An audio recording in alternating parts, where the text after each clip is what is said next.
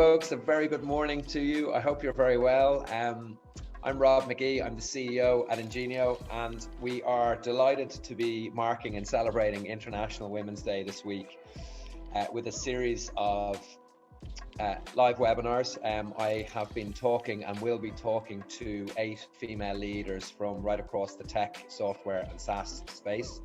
And this morning I have huge privilege of being joined by Sheena Bailey, who is one of our clients. She is the CEO at TestReach. Sheena, very good morning to you. How are you? Good morning, Rob. How are you doing? Delighted to be here. Great to see you. There's a very slight delay, so I'll be conscious of that as I'm asking you questions. Sheena, brilliant to see you and great to be talking with you. For those people who are tuned in today who don't know you and don't know TestReach, can you give us a little bit of a background? Sure. So I'm Sheena Bailey. I'm CEO of TestReach, which is an online assessment platform. So basically, it's a company that we set up to deliver assessments for our clients. So that means they can do everything from creating exams, delivering those exams to their candidates, and then getting their results at the other end. But one of the objectives that we set out to do from the very beginning was essentially to take exams out of the test center. So, everybody who's listening today will have taken exams at various stages and have various feelings about those exams and taking exams. Yeah. But traditionally, they've always been pen and paper. They've always been in a test center, and they're very stressful situations. What we're trying to do is to take that test center and the paper out of examinations so that people can do it in the comfort of their own home and stay within the boundaries of what's allowed within the exam, and to remove the test center from that experience. Amazing. Sheena, cast your mind back to, I guess, the seed and the initial concept and the idea of TestReach. When you think about, I guess, what the original concept was versus what it now is, and clearly last year has obviously accelerated your business no end. Like, how different is the reality versus what the initial idea and concept is, if at all?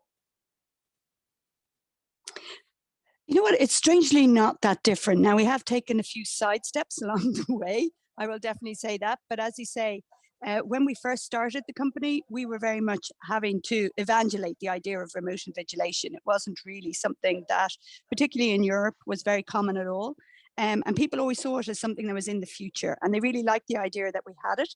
But for us to actually sign them up as clients in the here and now required us to play along with the test center idea. And that's been good for our business. But I guess, in the last 18 months with COVID, it's definitely accelerated that move towards remote invigilation. It's out of necessity required a lot of people to make decisions that they maybe were planning to make in 2 or 3 years' time. And so probably today we're a lot closer to our original idea than even we were maybe 3 years ago. Very interesting. How has the last 18 months, like, what has that done to your clients in terms of making those decisions that they had kind of, I don't want to say long fingered, but like had kind of pushed out to the future? Were they desperate to kind of change the way that they ran those, well, clearly they had to, right? But I mean, how did that kind of change? Yeah, so I guess, we would have a lot of, so we don't concentrate on the university market. Sure. So we work mainly with professional bodies, and a lot of professional bodies are providing essential services. So whether that's in banking or insurance, we still need those things despite the fact that there's COVID. We would also have a lot of medical colleges on our books who are obviously processing doctors and getting them their qualifications. So those examinations couldn't just stop. like some areas of the world. They had to keep going. And I think that realization, most people are very pragmatic, have approached COVID in a very pragmatic way. And I will say that, you know, for a lot of organizations that we work with, exams are incredibly important to them, you know. They're their reputation, they're their brand, they're their income in many cases as well. So everything was meticulously planned, even though those plans had to be maybe rushed a little bit or brought forward, the same degree of planning still went into it. And for those who are already customers, so who are already running exams on computers, it was obviously a much easier step. But we have actually brought on a lot of new customers who've come directly from paper and all the way through to remote invigilation. Yeah, got it. Got it. Okay. The one of the key things, Sheena, that I've been really, you know, we were very focused on for this series, and I think, look, running the sessions, you know, Monday, Tuesday, Wednesday, and today, one of the objectives for me was asking people from all backgrounds, you know, of businesses and indeed roles and responsibilities, was asking them the same questions and getting obviously very different answers. So I'm going to just dive into some of those questions that I've given you a little bit of a heads up on, just a small bit. Sure. But I guess, look, to the first one, when you look back at your career, what's the one thing, Sheena, that you're most proud of? Yeah, so I mean, it definitely has to be TestReach, you know. Yeah, of course. I guess there's not that many people who set up companies, and there's not that many people who can bootstrap a tech company either. So I think, you know, that is something that is probably a little bit different to the run in the mill. It's quite an achievement. And I guess when I look back at those sort of years that we've now been in business, probably creating the first jobs was a really big thing for me, you know, just that sense of pride that we were creating something. I grew up in the 80s, and jobs were a lot scarcer then than they are, you know, in the current climate. And so that sort of feeling of being able to produce something and create livelihoods for other people was a real sense of achievement for me. Yeah, I can listen. I think as an employer myself, I think I can Are you still resonate. there? I'm still here. Yeah, can you hear me? You can. There's a real I think delay on the line. Sorry about that. no worries. Listen, I think as an employer, as I was saying, you know, I can resonate with that. I mean, creating employment is an achievement. I think what you've just said there, though, bootstrapping a tech business is something that, like, it just, we hear so little of it these days, you know, with organizations that are going, I mean, beyond seed and straight into, you know, huge series. So I think, look, that is a huge achievement, and one that you should definitely be rightly proud of.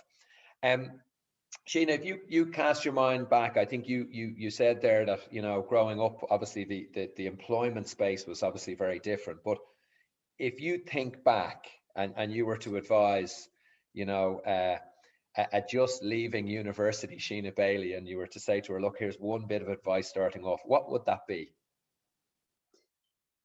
I think generally that things have a habit of working out, you know, that would probably be it. Love I it. mean, of course, if you lie on the sofa all day, maybe things won't change.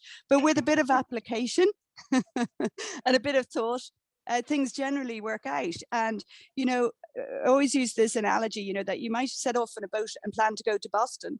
But you may end up, because of prevailing winds or, you know, just the waves that we're in it down in Brazil.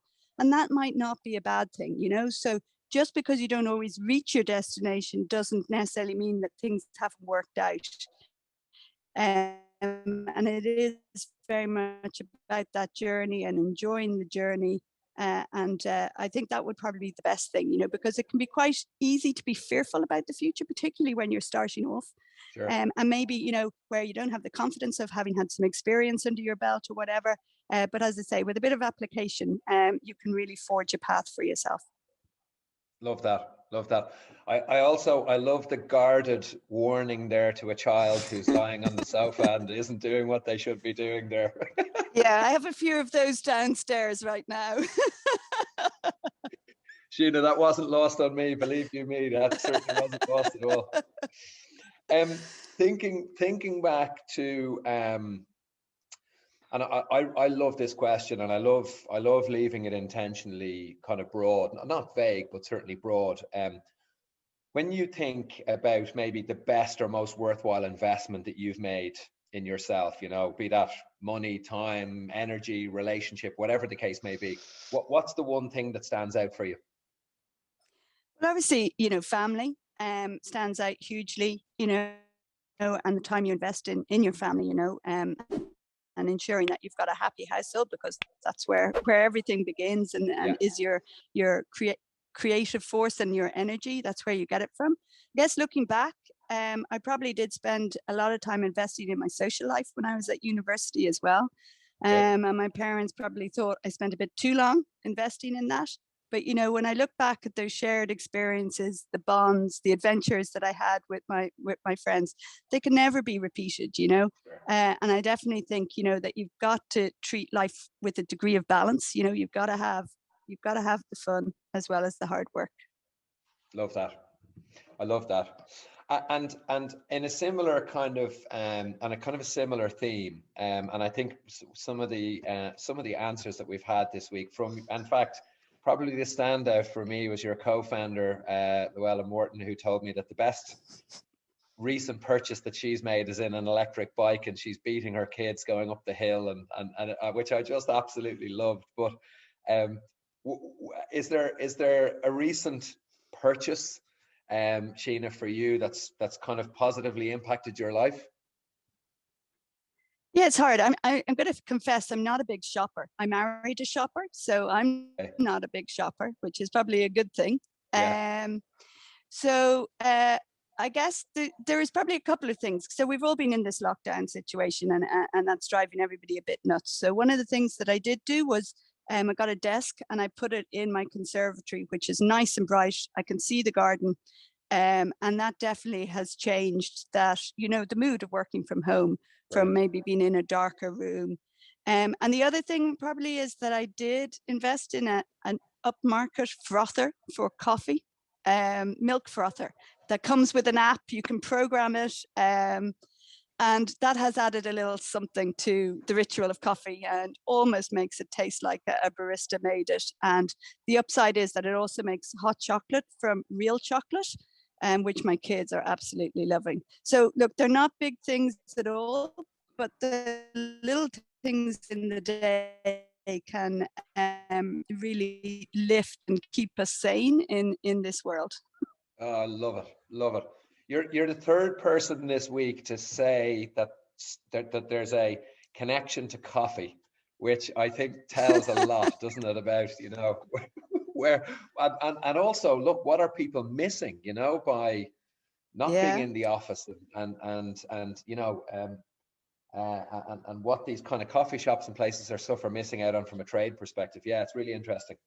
Um, Sheena, I think, look, probably the big value question for me, right at, you know, and it is the last one, and thinking about obviously the week that it is, International Women's Day, and if you think to, you know, young girls leaving education, school, university, college, or ladies who are currently working, you know, and wanting to maybe transition or pivot into tech, or maybe people who are just kind of struggling to you know, to get hired. What's the one tip that you would give? And I know you've hired a ton of people over the last couple of years. So, I mean, I think your advice here is going to be really, really valuable. What's the one tip that you would give to someone who wanted to get hired specifically in tech and software right now? Yeah, so I mean, I think when the outside tech can be a little bit daunting, you know, for people who are considering it, and particularly for women, because you know it is still skewed. We hear a lot about developers, and developers is still very much skewed towards towards men at this moment in time. Yeah. I guess, you know, when people think about tech in Ireland, they tend to think about the multinationals. They think about Facebook. They think about Google. They think about, Twitter, and they're all here, and they're all, I'm sure, amazing companies to work for.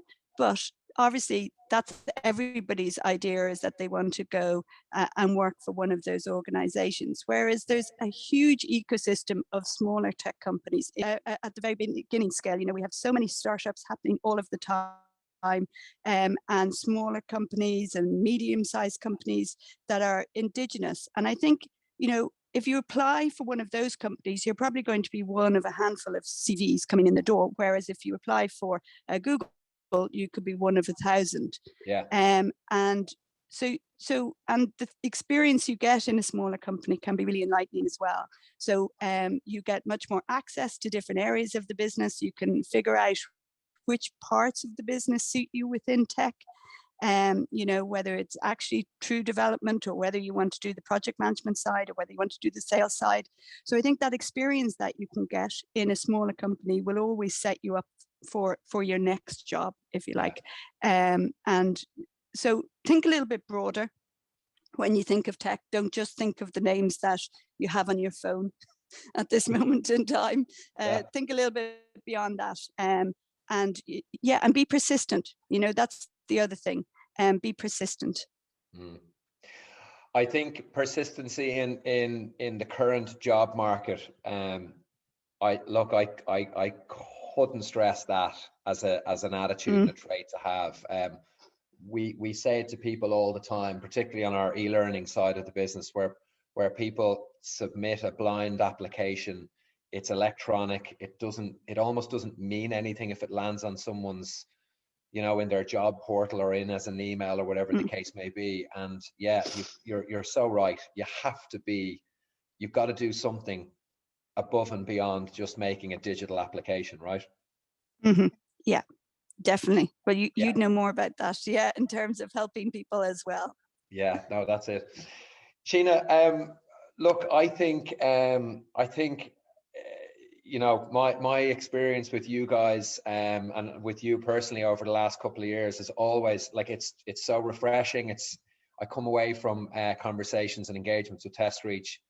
I kind of count myself really lucky to be working with you guys. And I think for anyone who's tuned in or watching this afterwards, I think they're also really lucky to be able to get 15 minutes of your time and your advice and your thoughts in terms of where things are at. Look, on behalf of myself and everyone who's here and everyone at Ingenio, thanks a million for joining, and thanks a million for being so honest and good with your time.